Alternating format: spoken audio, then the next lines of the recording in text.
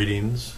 We continue with our First Commandment series on questions surrounding the First Commandment. And the question that we continue with is, how is God?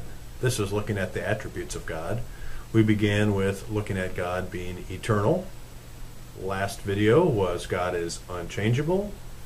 And this third attribute is that God is all-powerful, or what we might call the big word omnipotent.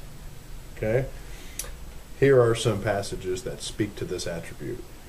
Genesis 17:1, God says, I am the Almighty God.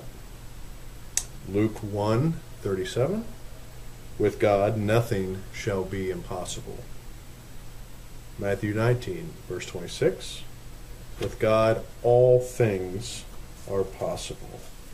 Kaler says, this God demonstrated in the creation of the world and still does so in upholding all things by the word of his power. The idol Baal could neither hear nor help his priests, but God heard the voice of Elijah. For that great story, look at 1 Kings chapter 18, verses 25 to 39. Proving himself to be the Almighty God. What seems impossible to us is possible with God. In this lies a warning. God is not weak and feeble, so that we could reject and revile him with impunity, but he is able to punish and destroy. See James chapter 4, verse 12.